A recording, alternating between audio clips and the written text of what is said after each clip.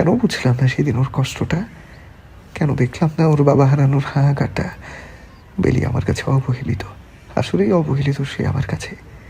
তাকে তার হক দিতে কার্পণ্য করলাম আমি, অথচ এই বেলি আমার জন্য আজও ভেবে যাচ্ছে।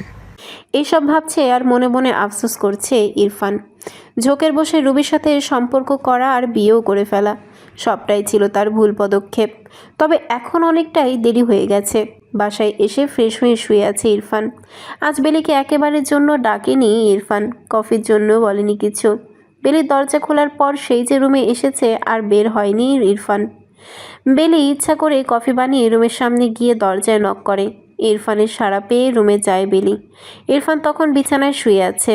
আপনার কফি বলে বিছানার পাশে রাখা টেবিলের উপর কফির মগটা রেখে দরজার কাছে যেতে ইরফান ডাক দেয় বেলিকে। দাঁড়া। ইরফানের ডাকে পা জোড়া সেখানেই থেমে যায় বেলির। পেছনে ফিরে ইরফানের দিকে তাকায় সে। ইরফান তখন মোবাইলে কি যেন করছিল। জি। তোর মা ফোন করেছিল, নে কথা বল। মা ফোন দিয়েছিল কখন? দুপুরে, নে কথা বল। রাজ্যের সবটুকু সুখ হয়তো তার কপালে ছিল এই মুহূর্তে, তার তেমনটাই মনে হচ্ছে। তখন ইরফান আবার বলা শুরু করে। সেই দিনও একবার ফোন দিয়েছিল, কাজের চাপে বলতেই ভুলে গেছিলাম আমি। সমস্যা নেই, রিসিভ করে না তো। আবার কল ব্যাক কর। কিভাবে করে? কেন, তুই টাচ ফোন ইউজ করতে পারিস না? আমি কখনো চালাই নাই মোবাইল। মায়ের আর বাবার বাটন মোবাইল ছিল, ওটাই দেখছি। দে আমার কাছে। মোবাইলটা ভালোই বড়। হ্যাঁ, feature 6.5 IPS LCD touch screen. ও, মায় ধরছে? না। আরেকবার দেন। বেলির কথায় ইরফান আরেকবার ফোন দেয় বেলির মায়ের নাম্বারে। কিছুক্ষণ পর বেলির মা ফোন রিসিভ করে আর ইরফানও বেলিকে মোবাইলটা এগিয়ে দেয়। হাসি মুখে মায়ের ফোনটা কানে নিয়ে হ্যালো বলে ওঠে বেলি। হ্যালো মা। হ্যালো, বেলি ফুল। মা কেমন আছো? আমি ভালো আছি, তুই কেমন আছোস? আমিও ভালো আছি মা। কি করো মা তুমি? পানি আনতাম গেছিলাম। খাইছনি মা? হ, তোরা খাইছতনি? এখনো খাই নাই মা, একটু পরেই খামু। বেলির কথা শুনে ইরফান বেলির দিকে তাকিয়ে আছে। বেলি একই মুখে দুই ধরনের কথা বলতে পারে।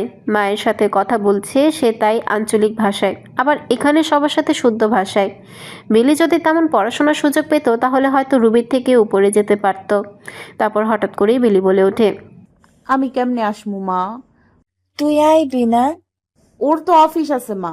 জামাইরে বল যাতে অফিসের থেকে ছুটি নেয়। দেখি মা, কালকে যাইমু তোমারে, কেমন? আচ্ছা। রাখি তাইলে, ঘুমাইয়া যাও মা। হুম। বেলি জানালার পাশে এসে কথা বলছিল, খুব আস্তে আস্তেই বলছিল, কিন্তু তবুও কিভাবে জানি ইরফানের কানে পৌঁছে যায় তার কথাগুলো। এ থেকে বেলির বুক ফেটে কান্না আসছিল। দেখতে দেখতে তার বাবা মারা গেছে 1 বছর হয়ে গেছে। বাবার মুখে বেলি ফুল ডাকটা এখনও তার কানে বাজে। চোখের পানিগুলো কোনো রকম আটকে ইরফানকে মোবাইলটা দিয়ে রুম থেকে চলে যেতে নেয় বেলি। তখনই ইরফান আবার ডাক দেয়। কিরে, কিছু না বলেই চলে যাচ্ছিস যে? আসলে কি? মা বলতেছিল শুক্রবারে বাড়িতে যাইতে। আমার বাবার প্রথম মৃত্যুবার্ষিকী মিলাদ দিবে মা। তুই কি বললি? ইরফানের কথায় মাথা নিচু করে রাখে বেলি। যাবি তুই? আপনার তো অফিস আছে। তুই যেতে চাস? অনেকদিন মারে দেখি নাই। ঠিক আছে, কাল আমি হাফ টাইম করবো অফিস, বিকেলে যাব আমরা। ইরফানের মুখ থেকে এই কথাটা শুনে বেলি যে কত খুশি হয়েছে যা বলার মতো না। মুখে প্রকাশ না করলেও চোখের পানি পড়তে তার 2 মিনিটও লাগেনি বেলির। আজ প্রায় 7 মাসের উপরে হয়েছে সে তার মাকে দেখেনি, তাই চোখের পানি আটকাতে পারেনি সে। ইরফানকে কি বলবে বুঝছে না বেলি। আর ইরফানও বেলির চোখের পানিগুলো দেখে নেয়। কাঁদিস না, নিয়ে যাব কাল, কেমন? আচ্ছা। যা গিয়ে জামা কাপড় গুছিয়ে নে। হুম। বেলি শুন। হুম। ইরফান কিছুক্ষণ বেলির দিকে তাকিয়ে আছে। বেলির মুখের দিকে তাকালে একটা শান্তি আসে মনে। বেলি আসলেই তেমন সুন্দর না, তবে ওর মনটা পবিত্র, আর এটাই ওর আসল সৌন্দর্য। একটু কাঁদাতেই কেমন মায়া লেগে গেছে চেহারাটায়। আর এতটা দিন যে সে মারতো তখন জানি বেলিতে কেমন লাগতো। তবুও কিছুই বলতো না বেলি। কিছু বলবেন? তুই মন খারাপ করিস না। এখন আর মন খারাপ লাগে না, এখন শুধু বাবাকে মনে পড়ে অনেক। বাবার মুখের বেলি ফুল ডাকটা আজও কানে ভেসে ওঠে। বুকটা মোচড় দিয়ে ওঠে তখন। কান্নাও করি, পরে আবার সব ঠিকঠাক। আমার বাবা আমাকে ফাঁকি দিয়ে আর আমার মাকে ফাঁকি দিয়ে চলে গেছে। এমন জায়গায় গেছে যেখানে বাবা বলে ডাক দিলেও আমার বাবা আর শুনতে পারবে না, আর সাড়াও দেবে না, আর বেলিফুল বলে ডাকবে না। বাবা যখন বেলিফুল বলে ডাক তখন আমি সাড়া না দিলে বলতো, আমার মা ডায় কই রে, আমার ফুল ডায় কই। এখন আর কেউ বলে না আমাকে আমার মাটা কই, আমার ফুলটা কই। সেসব বলতে বলতে বেলি গুমড়ে কেঁদে ওঠে। এক দৌড়ে ইরফানের রুম থেকে বেরিয়ে যায় সে।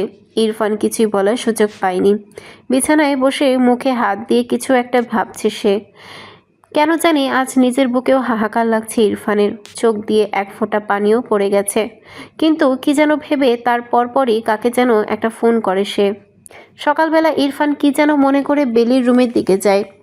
তখন বেলি নিজের কিছু জামাকাপড় গুছিয়ে নিচ্ছিল। মিনিও সেখানেই ছিল। তখনই ইরফান কিছু শুনতে পায়। ভাবি, আপনারা কি আজকেই যাইবেন? হুম, কবে আইবেন? শনিবারে। তাইলে আমিও কি শনিবারে আইতাম? না, তুমি রবিবারেই এসো।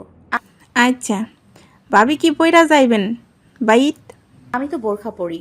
এই ফুরান বরখাডানি পরবেন? নতুন পাবো কোথায়? বাইরে কোন? না থাক, যেটা আছে সেটাই পরে যাব। টাকা অপচয় করে কি লাভ?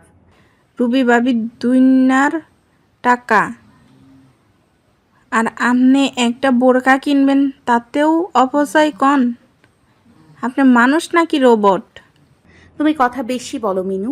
কারো অনুপস্থিতিতে তার সম্পর্কে সমালোচনা করা ঠিক না। কবে বুঝবে তুমি মিনু? থাউক, আমি আর কিছু কমো না। ইরফান এতক্ষণ দাঁড়িয়ে থেকে ওদের কথাগুলো শুনে। বেলি তেমন হাইফাই চলাফেরা করে না, একদম নর্মাল তার চলাফেরা। মেয়েটার যা প্রয়োজন তার চাইতেও কম প্রকাশ করে তার। সবটা চায় না সে। ইরফান আর কিছুই বলেনি। বেলির রুমে যায় সে। বেলি তখন জামা কাপড় গুছিয়ে নিচ্ছিল। বেলি, জি। তুই জামা কাপড় গুছিয়ে নে, আমি একটার মধ্যে চলে আসবো। আচ্ছা। কিছু লাগবে তোর? না, কিছুই লাগবে না তো? সবকিছুই আছে। আচ্ছা। ইরফান বেলির মুখের দিকে তাকিয়ে আছে। কত সহজেই চাওয়া পাওয়াগুলোকে বিসর্জন দিতে পারে সে। হালকা হাসি দিয়ে বেরিয়ে যায় ইরফান। অফিসে গিয়ে বসে বসের সাথে কথা বলে 2 দিনের ছুটি নেয় ইরফান। আজকের দিনটা আর শনিবারের দিনটা। শুক্রবার তো এমনিতেই অফ ডে। ভেবেছিল আজকে হাফ টাইম করবে, কিন্তু জরুরি কাজ থাকায় আজকেই ছুটি নিয়ে নেয় ইরফান। ছুটি নিয়ে সোজা বেরিয়ে যায় সে অফিস থেকে। এদিকে বেলা 12:30। মিনুও রেডি। কিছুক্ষণ পরই মিনু চলে যাবে। অনেক দিন হয়েছে সেও বাড়িতে যেতে পারেনি। তাই ইরফানের কথা অনুযায়ী মিনু 2টা দিন নিজের বাড়িতে গিয়ে থেকে আসবে। ইরফান এলেই মিনু বেরিয়ে যাবে। বেলিও গোসল করে ফ্রি হয়ে নেয়। চুলগুলো অনেক বড় তার, তাই চুলগুলোকে শুকানোর জন্য ছেড়ে রেখে দেয় বেলি। 1টা নাগাদ ইরফানও চলে আসে। ইরফান বাসায় আসলে মিনুও চলে যাবে বলে ইরফানের কাছে যায়। তাই? মিনু, আয় ভেতরে। ভাই, তাইলে আমি যাই? এখনই যাবি? হ, নাইলে বাস পামো না। আপনারা কোন সময় যাইবেন? আমরা 4টার বাসে যাব। আচ্ছা, এটা রাখ, যাওয়ার সময় বাড়ির জন্য কিছু নিয়ে যাস। মিনু দেখে ইরফান তাকে 1000 টাকার একটা নোট সাধে। ইরফানের সব কিছুই ভালো লাগে মিনুর। কিন্তু যখন তার বেলি ভাবিকে মারে তখনই মিনু ইরফানের গুষ্টি এক করে। ইরফানের হাত থেকে টাকাটা নেয় মিনু। তখন ইরফান আবার বলে ওঠে, বেলি কি করে রে? ভাবি তো রুমে চুল শুকায়। আচ্ছা, তুই তাহলে বেরিয়ে যা। আচ্ছা ভাই, তাইলে আমি আসি। আচ্ছা, সাবধানে যা, রবিবারে চলে আসিস। আচ্ছা। মিনু ইরফানের রুম থেকে বেরিয়ে বেলির রুমে যায়। সেখানে বেলির সাথে কথা বলে বিদায় নিয়ে বিসমিল্লা বলে বাড়ি বেরিয়ে যায় মিনু। বেলি কিছুক্ষণ রুমেই ছিল। তারপর 2টা বাজে ইরফানের রুমের দরজার সামনে যায় সে। পর্দা সরিয়ে ইরফানকে ডাকে সে। শুনছেন? হ্যাঁ, খেতে আসেন, ভাত বাড়ছে। আসছি।